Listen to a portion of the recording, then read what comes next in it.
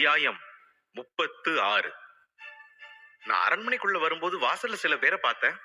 அங்க நின்னுட்டு இருந்தவங்க யாரோட முகமும் சரியில்லையே. என்னாச்சு மேகா? ஏதாவது புது பிரச்சனையா என்றான் சமரன். ஆமா சமரா, பிரச்சனை தான் என்று பிரச்சனைகளை சொல்லத் தொடங்கினாள் மேகராணி. கடக வம்சத்துக்காரங்களால தான் இப்போ நமக்கு பெரிய பிரச்சனையே உருவாயிருக்கு. அவங்களுக்கு புதுசா ஒரு மருத்துவர் கிடைச்சிருக்காரு போல. அந்த மருத்துவர் ரொம்ப மலிவான விலையில புதுசா ஒரு மருந்தை கண்டுபிடிச்சிருக்காரு. அந்த புது மருந்தை அவங்க சந்தைப்படுத்தி இருக்காங்க. இது ரொம்ப மலிவான விலையில கிடைக்குதாம். அதே நேரம் இந்த புது மருந்து ரொம்ப பயனுள்ளதாவும் இருக்குதுன்னு சொல்றாங்க. இந்த மருந்து நம்ம பாஞ்சால நகரத்திலேயே பெரிய பரபரப்பை ஏற்படுத்தி இருக்கு. வீரர்கள் எல்லாரும் அதை வாங்க விரும்புறாங்க. இதனால மக்கள் எல்லாருமே கூட்டம் கூட்டமா கிளம்பி அந்த மருந்தை வாங்கறதுக்காகவே கடக வம்சத்துக்காரங்களோட சந்தைக்கு போக ஆரம்பிச்சிட்டாங்க. அதனால நம்ம தாரகி வம்சத்தோட சந்தைகள் காலியா கிடக்குது. மக்கள் நடமாட்டமே இல்லாம வெறிச்சோடி இருக்கு. இந்த மருந்து சந்தைக்கு வந்து கொஞ்ச நாள் தான் ஆகுது சமரா. ஆனா இது மக்கள் மனசுல பெரிய இடத்தை பிடிச்சிருக்கு. எல்லாருமே வாங்கக்கூடிய விலையில கிடைக்கிறதுனால மக்கள் அவங்க சந்தையை நோக்கி படையெடுத்து போறாங்க. அதனால தாரகி வம்சத்தோட சந்தைகள் பெரிய அளவுல நஷ்டம் அடைஞ்சிருக்கு. கஜானாவிலையும் பணம் சேரல. அதான் அரசர் ரொம்ப கவலையா இருக்கார் சமரா என்றாள் மேகராணி. சந்தையிலிருந்து வரக்கூடிய வருமானத்தில் மிகுந்த நஷ்டம் ஏற்பட்டு விட்டது என்பதை சமரன் புரிந்து கொண்டான். மேலும் இதன் காரணமாகத்தான் தாரகிய வம்சத்தின் பெரியவர்களின் முகம் வாடி இருக்கிறது என்பதையும் புரிந்து கொண்டான். புதுசா முளைச்ச அந்த புது மருத்துவர் யாரா இருக்கும்? திடீர்னு இவன் எங்க இருந்து வந்திருப்பான்? அவன் எங்க இருந்து வந்தாலும் கண்டிப்பா நம்ம குருவை விட சிறந்த மருத்துவரை இருக்கவே முடியாது. ஆனாலும் அந்த மருத்துவரால நம்ம கஜானாவுக்கு ஆபத்து வந்திருக்குன்னா அதை அப்படியே சும்மா விட்டுடவும் முடியாது. இதுக்கு ஏதாவது ஒரு வழி பண்ணி தான் ஆகணும் என்று நினைத்து கொண்டான் சமரன். மேகா, எனக்கு வெளியில ஒரு முக்கியமான வேலை இருக்கு, நான் போயிட்டு சீக்கிரமா வந்துடுறேன் என்று சொல்லி புறப்பட தயாரானான். சமரா, இப்போதானே வந்த, அதுக்குள்ள வெளியே போயாகணுமா என்றாள் மேகராணி. நான் போயிட்டு சீக்கிரமா திரும்பி வந்துடுவேன் என்று சொல்லிவிட்டு அவளுடைய பதிலுக்காக கூட காத்திருக்காமல் ரகசியமாக அங்கிருந்து புறப்பட்டு நேராக கடக வம்சத்தவர்கள் நடத்தும் சந்தைக்கு சென்றான். தனது வம்சத்தின் மூத்த உறுப்பினர்களுக்கு உதவுவதில் அவன் ஆர்வம் காட்டவில்லை என்றாலும் தனது தந்தையின் நஷ்டத்தை ஈடு செய்ய வேண்டும் என்று நினைத்தான். கடக வம்சத்தவர்கள் கண்டுபிடித்த புதிய மருந்தால் தனது தந்தை நஷ்டப்படுகிறார் என்பதை உணர்ந்து அவருக்கு உதவ விரும்பினான். வீட்டை விட்டு வெளியேறிய சமரன் நேரடியாக கடக வம்சத்தினரின் சந்தைக்கு சென்றான். அங்கே கூட்டம் அதிகமாக இருப்பதை கண்டான். அந்த சந்தை அவ்வளவு பெரியதாக இல்லை.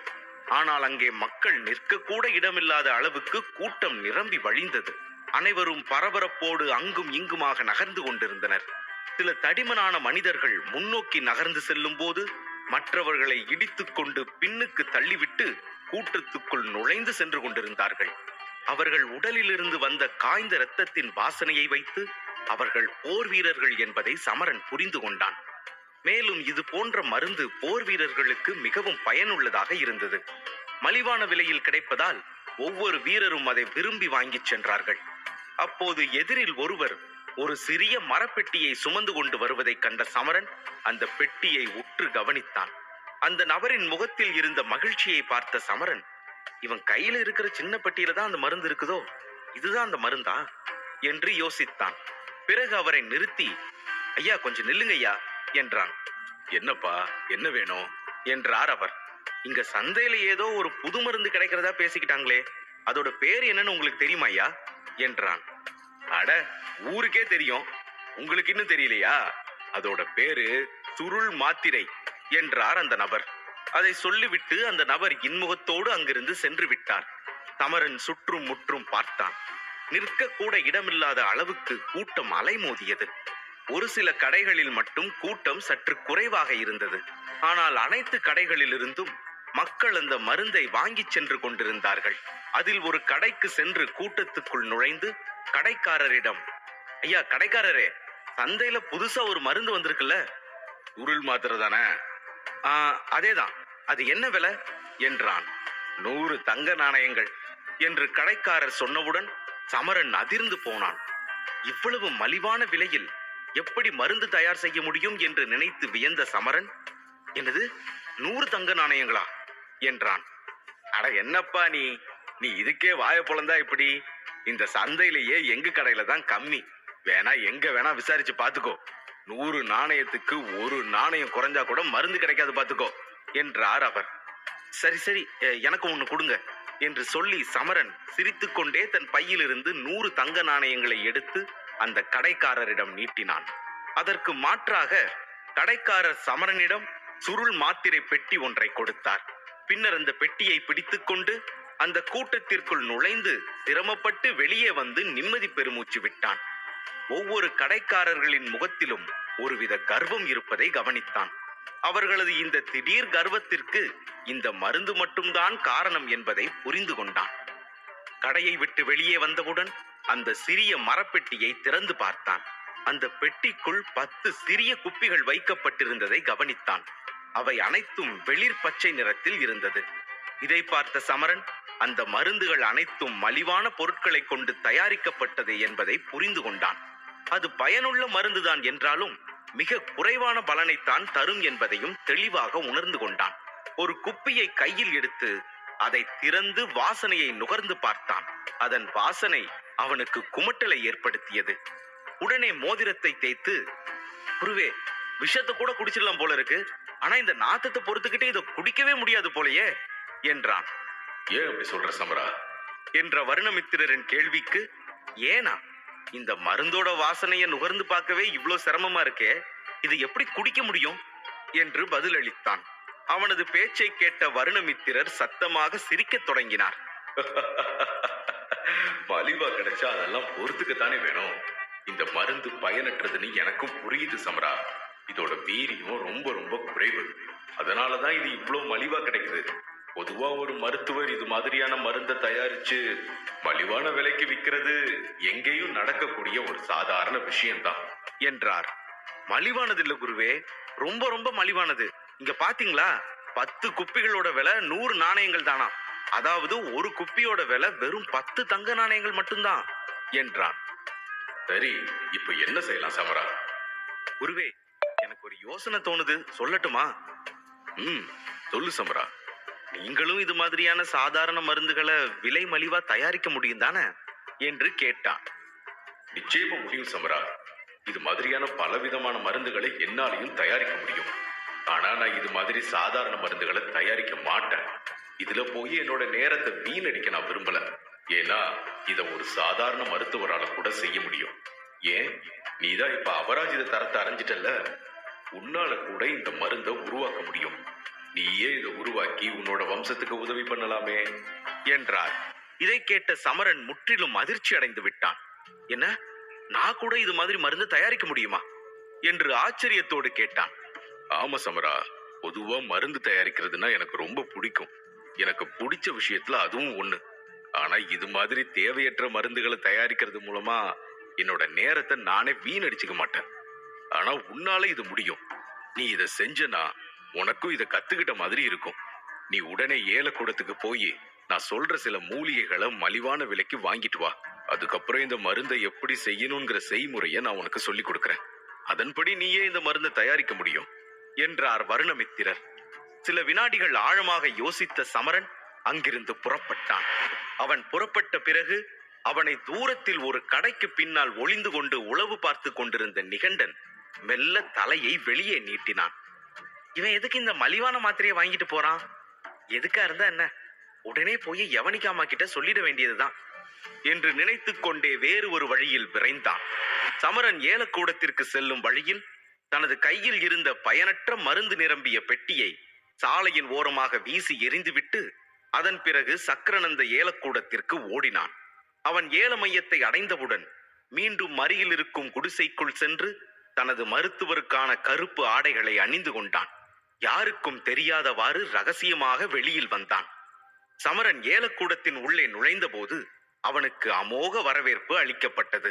அங்கிருக்கும் அனைவருமே அவனை அங்கீகரிக்க தொடங்கி இருந்தார்கள்.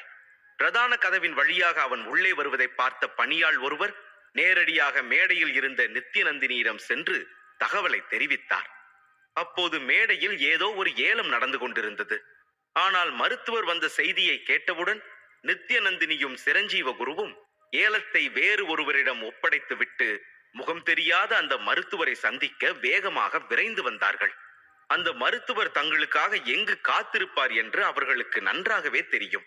எனவே அவர்கள் இருவரும் நேரடியாக சமரன் காத்து கொண்டிருந்த அறைக்கு சென்றனர். அறையை அடைந்து அவர்கள் பேசுவதற்குள் சமரன் முந்திக் கொண்டு, வாங்க, உங்களுக்காக தான் காத்துக்கிட்டு இருந்தேன். எனக்கு அதிகமா நேரம் இல்ல, நேரடியா விஷயத்துக்கு வரேன். எனக்கு உங்ககிட்ட இருந்து சில உதவிகள் தேவைப்படுது.